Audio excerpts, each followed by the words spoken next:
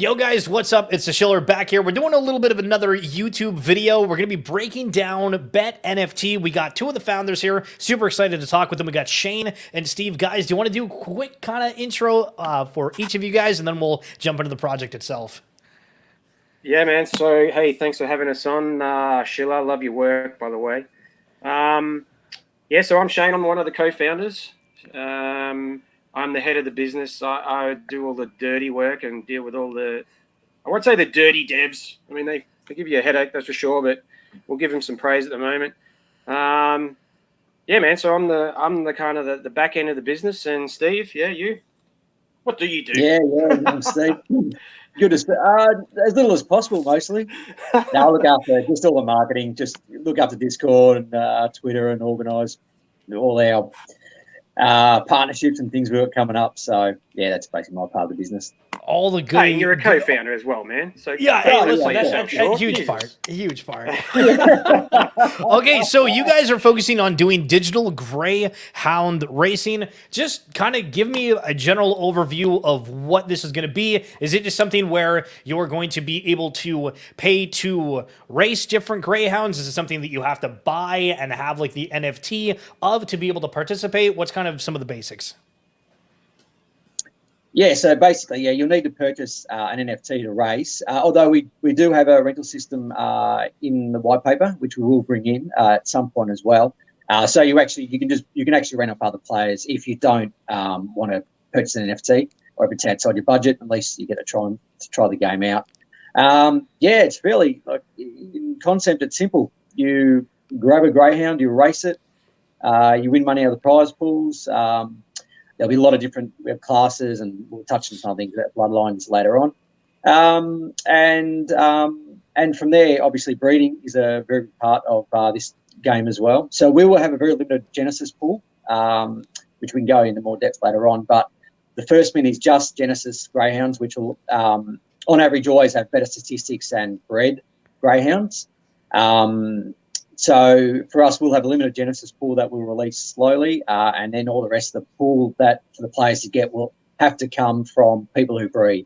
So the secondary market will be mostly bred Greyhounds, so people can then get in and play the game.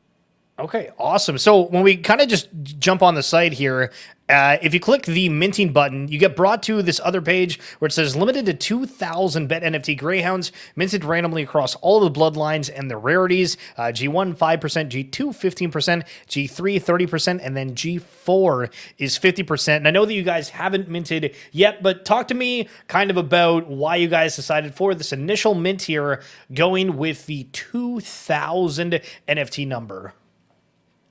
Wow, yeah. Well, we started off at 1,000, and we've got a kind of a good core organic build going now. So we wanted to open it up and give everyone an opportunity to get it at the cheapest rate possible. So it hasn't displayed what the price is there yet, but for those who follow us, they know that it's going to be around that 350 USD mark. So yeah, man. So we're just we're giving what the people want. That's what we're doing. We're all about the love. Yo, love it, love it. And you guys are from Australia too, right? Yeah, man. Yes, That's it. yeah. Yep. The Philippines apparently is the home of the NFT, but I think the Aussies are. We're making our mark in the NFT racing world. That's for sure. Yeah, 100%. So these are one of kind of like your promo videos that you got rocking and rolling here, and it's the full 3D aspect of things. I seen on your Twitter you guys sharing some actual Greyhound racing, which is something that I've never really watched before. But holy crap, what a sport! How come you guys decided to build this game really kind of around Greyhounds in specific? Yeah, good question. I mean, really. Oh, oops. No, go, mate, go. Yeah, I was going to say. I mean, if you have a look. This started about 6 months ago. So, Steve and I, we do this full time. We basically quit our jobs. The original model was more based, BetNFT being the meta universe. We were going to have 4 models, dogs, horses, cars, motorbikes. We kind of dabbled in that for a little bit. And then after a bit of community feedback and our private mint, we then took on the feedback and purely are focused now on the dogs. Clearly, Zed have, they've done the horses, and D-Race and Pegasus and all those guys are jumping on the horse thing. And the time of us coming up with this idea, I didn't see anyone coming up with the Greyhounds. So, look, it's taken us a while to learn from a few mistakes early on, but now we're back bigger and better. And yeah, as you can see, man, things are looking good. Yeah, no, that's awesome. So let's talk about kind of the supply here, because you were saying a minute ago that the breeding is really going to be a focal point for this game. And obviously, maybe not right off the bat.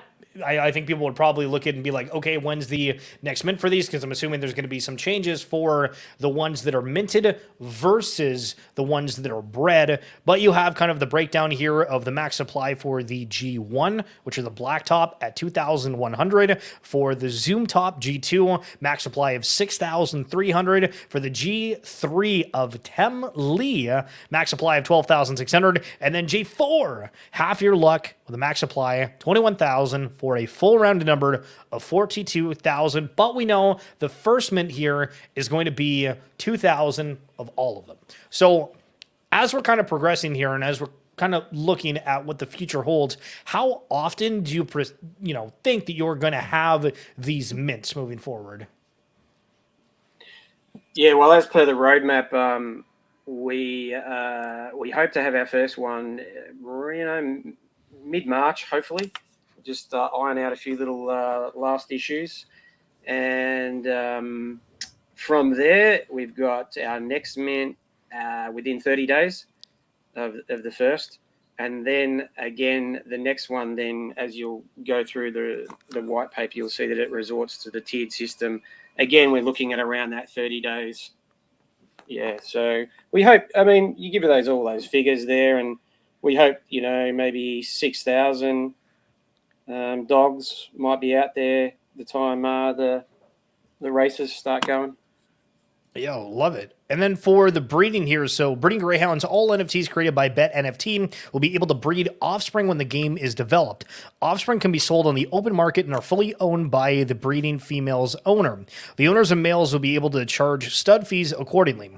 Breeding limit restrictions are as follows. Female owners can breed once per calendar month, and male owners can breed 3 times per calendar month, which I think obviously this is probably to help with the scarcity and everything. But when breeding, the offspring will always be to the lower bloodline, and it will inherit a random mixture of both the parents' male and female traits. So when we're looking at this and you're saying for breeding, it's always going to be the tier down. So these Blacktops, as we're going here, these potentially become extremely scarce. Yeah, that's the idea. So basically, if you breed let's say a Blacktop with a Temlee, that offspring will always be a Temlee. And that way, it keeps that top bloodline very, very exclusive. So you'd be looking at, people will be looking to breed just between 2 Blacktops to keep that top level. And also with the breeding once per month, we're very aware of making sure we keep the floor price as high as possible. We don't want the market flooded. So we think that's a fairly good balance. People should be able to get a good return on their money for their bred dogs because they'll be rare. So we think that's a fairly good setup. A little bit more info on the breed level there. Yeah, it'll say it there. So for the breed level, all 4 Genesis bloodlines will always start with the lowest number breed level possible of 001.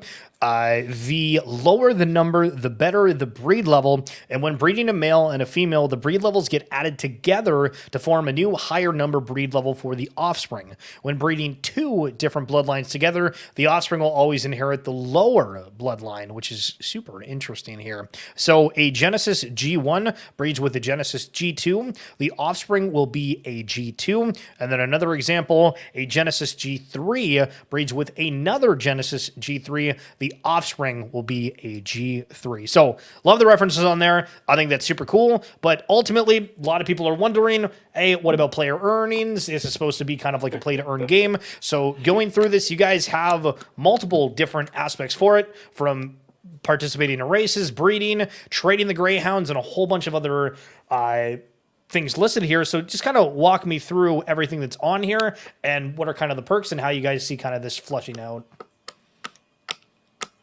Yeah, well, breeding is probably going to be the top earning for people. That generally is in these type of games, and then obviously the races will be just below that. If you've got obviously some good dogs, the potential there to make a very good return is high. For the lower end dogs, you'll see later on, we've got some we have some plans in the white paper to make the lower end dogs valuable as well. We don't want we want to get as many people involved and being profitable as possible. The training that you see there, that's something that's going to be further along down in the process of the game. We're going to have NFT trainers. You'll be able to purchase land, buy training facilities, and actually. Sorry, you said land? Listen, in NFT world, we're always curious about land. So how do you kind of perceive that being implemented? So basically, you'll be able to purchase land, and we think again, with a lot of these other NFTs we're putting on down the line, you'll probably only be able to purchase these with our token. Not with Ethereum, so people need to keep that in mind. So the land, you basically purchase a block of land. We'll have different sizes. Depending on the size, is how many different training facilities you can actually put on to that block of land and how many dogs you can come and have train. So then you can rent out your training facilities to other players, and they will give their dogs boosts. So you could virtually play the game just be a trainer without having any dogs and still make a really good passive income. Yeah, hot diggity damn. Nice. Oh, so with that, though, is there a limit on the land that you guys are thinking, or is that kind of to be decided down the road here? We haven't decided, but there'll be a limit. Okay, we're pretty sure cool. There'll be a limit. Cool. Yeah. You see, you guys like the limit. You know what I mean? You're like, hey, listen, all right, at the bow, we got to keep it small as we're going. All right, I hear you. So for these race pools here, our aim is to have races run 24/7 with varying entry and class levels and a chance to claim the prize pool. Prize pool percentages are predicted to be distributed as follows for all the racing categories. So first place, let's say, it's $100, would get 60% of that. So like $60. Second place, 25, and then third place, 15. And we'll also introduce our own BetNFT token, and players can use this alongside WETH or wrapped Ethereum as an in-game currency to participate in races and purchase NFT assets from our marketplace. So this is different because from what we've seen for the most part, I think that it's a single currency, and we haven't seen really too many projects do the two currency method. What was one of the reasons why you guys thought, hey, let's do it in wrapped ETH as well as our own token? Well, I mean, part of the reason, let's just cut straight to the chase. I mean, if we only have a token, our own token, and it's not worth shit, then clearly no one wants to get paid out in our token. Right. So, there's a big advantage there to peg it with ETH there to make it somewhat worth value. All good if the token's worth money and whatever. Well, great, everyone's happy and whatever. But it was a way of covering both bases.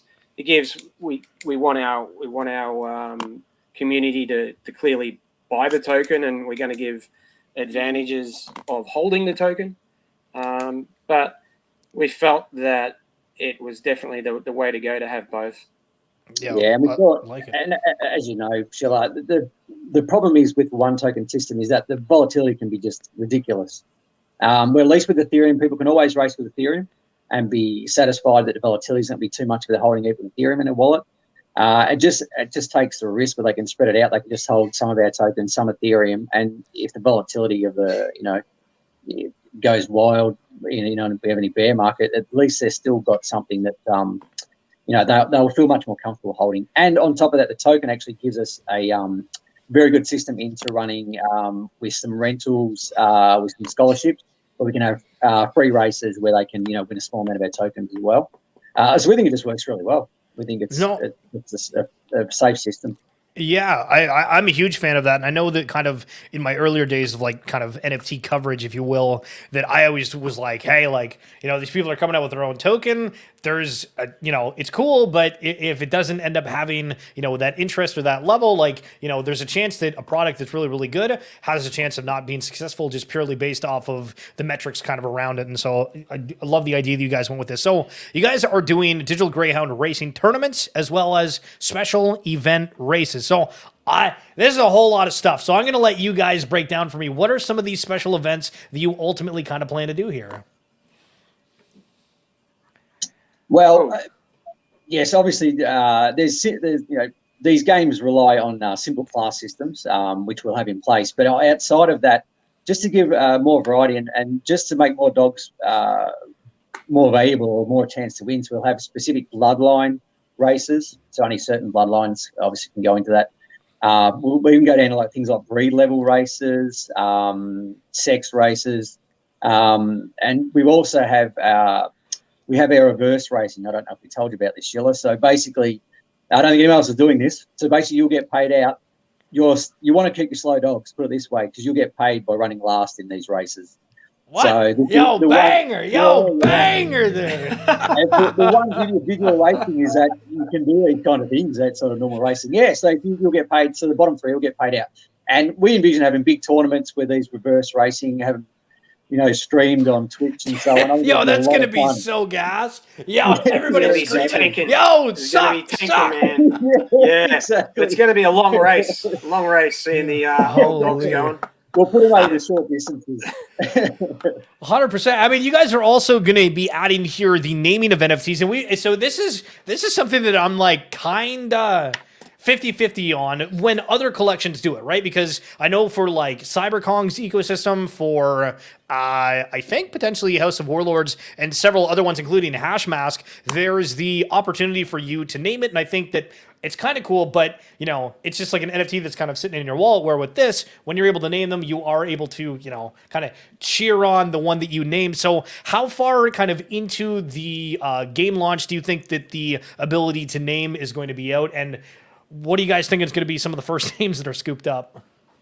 Yeah, that'll be interesting. I don't know who polices that. Yeah, I'm not sure about that. I actually haven't thought about that. What conditions we put on names that may be a little bit inappropriate. But yeah, man, look, like clearly, listen, we know people are going to be doing that stuff. Yeah, exactly. Yeah. I'd hate to know. But look, I mean, as it says, man, look, it's a high priority for us. I think it's a big thing for people to name their dog, after their kid or their dog. That way, dog after their dog. The one that they own, yeah, hell yeah. Yeah, exactly. So look, it's high on our agenda. Good. Love it. So selling your BetNFT Greyhound, as soon as you receive your NFT in your digital wallet, you have the option to list it on OpenSea.io, assuming it looks for in some of these other platforms as well. For your nominated price, 2.5% of all aftermarket BetNFT sales will be payable to BetNFT. So you guys are going with like a pretty low secondary sale percent. Talk to me through why you guys have, I would argue probably one of the lowest in the entire ecosystem of NFTs. Jesus, we didn't know that, man. We got to pump that up, brother. Holy hell. That's a misprint. We got to pop it up to 40. Well, for us, really, we envision this game being a very long-term project. So we want to make sure that we don't take as little money out of the ecosystem as possible to allow us to run the game as well as possible. So that's basically, and we think the numbers we've come up with throughout the white paper, we think it should be fairly sustainable for us. So we want to see dudes do well out of it as well, man. We want to see people, get it cheap, and if they want to flog it off a bit later, we want to see them make some money. They're putting their nuts on the lingo. Line. They're putting their nuts on the line, man. So they get to keep the reward, don't they? So. Gotcha. Win-win. Okay. So the next thing here is a little bit longer, but I'm going to read the whole thing because I think this is interesting in terms of renting out. So we understand in this busy world that some Greyhound owners may well be too occupied to enter in as many races as they'd like to. Others may simple be not as skillful in mastering elements of the game, such as breeding, which race distances to enter, track conditions, etc., and in turn be missing out on the potential earnings that could be flowing into your wallet. Renting out your Greyhound to another kennel in the community could be a great option for you. There will be 3 rentals options to choose from. So the first one being fixed, this is where the 2 parties will agree to a fixed rental term for both the duration and the price. For example, a 3-month rental of a G1 for a cost of 1 ETH. The Greyhound is placed into an escrow wallet where the Greyhound owner will be paid the full agreed amount. The trainer will then take control and keep all earnings whilst the contract is valid. Once the contract has ended, the Greyhound will be returned back to the owner's wallet. So let's stop there for a second. When I look at a bunch of other collections out there, just generally for NFTs, there's NFT Trader. We know there's a whole bunch of scams for NBA Top Shots, another one that a lot of people are wanting to trade on, but there's not really that, trustworthy system in place or built in. Is that something that you guys are going to have, or is this going to start out where it's, we'll call it back alley deals right away, and then it's going to be a system that's implemented for the game? No. We want to have this from the very start, that we will basically hold the assets in a third-party wallet. So there basically be no back alley deals. That's the only way they're going to rent them out, is through our system. The last thing is one is people getting ripped off. Using our game, that's just not a risk we would ever take. So everything will be run through a third-party wallet through BetNFT. Okay, so for the next rental option, number 2 here, percentage share, where we can see the 2 parties agree on a percentage share of the winnings. Example, 60% to the trainer and 40% to the owner. However, unlike the fixed rental, there is no time frame agreement on this contract, and either party can terminate the agreement. The Greyhound will be returned immediately back to the owner's wallet. And then finally, peer-to-peer. This rental option allows a Greyhound owner to deal directly with another Greyhound owner to create a peer-to-peer rental contract agreement. The parties involved may choose to adopt either the fixed or the percentage share method. So, renting NFTs. I think arguably this is something that we're going to see more of. Not to talk too much about NBA Top Shot, but they do have a challenge system where a lot of people, ask their buddy, hey, I need to finish this challenge. Can you send me a moment? How often do you think this rental, and again, this is just kind of like guessing because obviously the game's not out yet, but how often do you think this rental system is going to be taken advantage of in like a good way, like just be used? Well, I think, with the advent of guilds through like Axie and Pegasus and so on, we think there's a huge market. We think it's going to be a very much growing thing, and also just allows people at the lower end who they might like look at the game, but they're not prepared to go and buy something on a secondary market, for let's say $500 or something.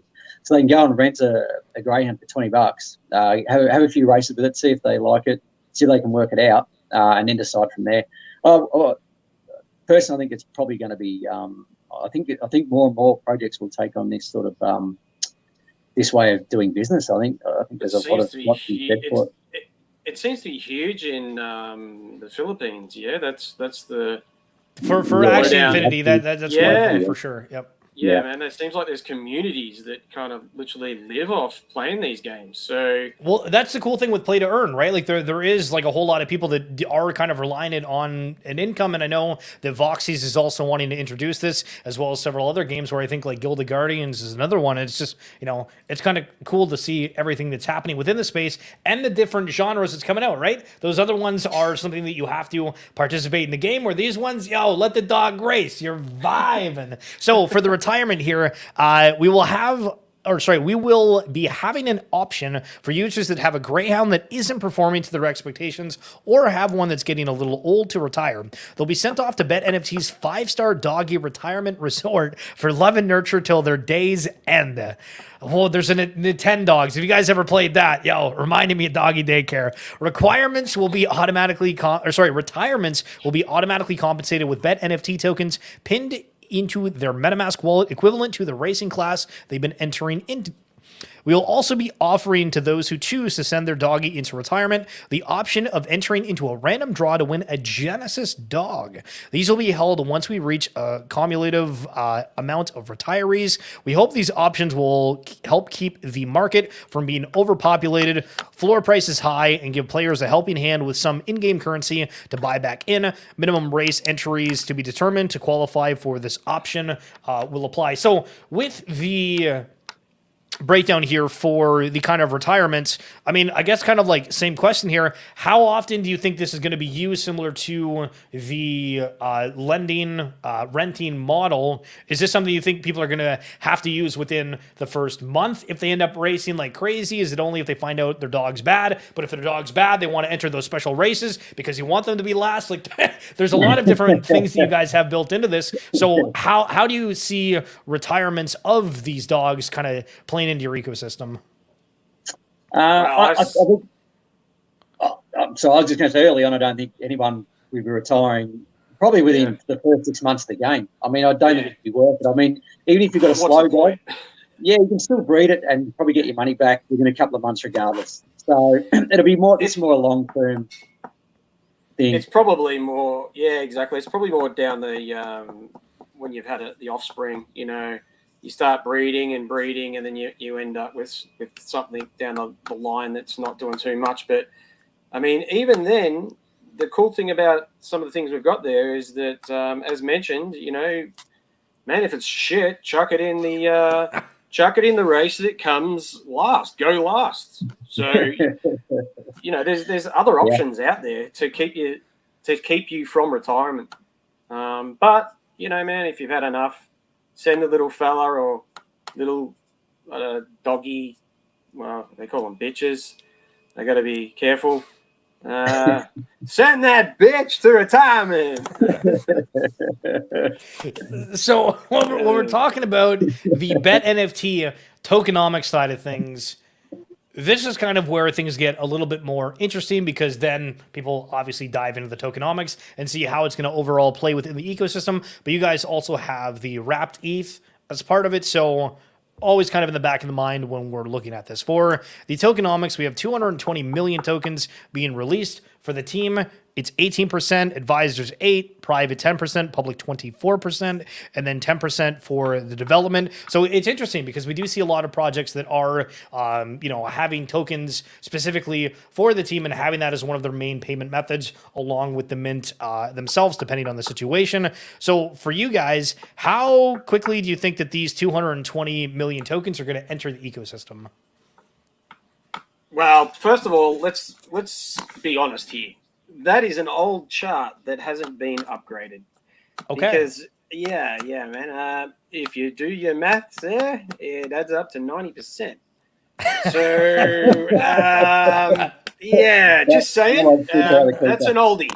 So that is going to change. But yeah, so look, the tokenomics is still something, as we speak, we're working on with our team. We're looking at doing airdrops. We're looking at some cool things with it. That is going to get upgraded. So, the total amount won't. But the rest of it is certainly going to need a little bit of tweaking. So, okay, that's interesting. You guys are talking about doing an airdrop, but also there's a possibility of winning the token through races, or is the token only going to be able to be claimed through the airdrop? No, both. Both. Yeah, through races for sure, 100%. Through races. Okay, awesome. Yeah. So just kind of going through here again, the white paper, BetNFT tokens will be used as the in-game currency alongside wrapped ETH. Exclusive races and series will be held only for token holders, and early access to BetNFT drops and beta gameplay. Many other benefits will be introduced in the future. So, I mean, with that said, do you have any kind of idea of what those other type things are? Do you plan on doing anything within the metaverse, the sandbox, Decentraland, all that kind of stuff, something that's on your radar? Or are you kind of wanting to be, I don't want to use the term like in your shell, but focusing on kind of the game and its own ecosystem, but not really worrying about the whole, metaverse side of things? Certainly originally it'll just be focused on, how we can use it in game. I mean, long term, we would love to be able to, working with something, say like Decentraland or somewhere, that would be fantastic.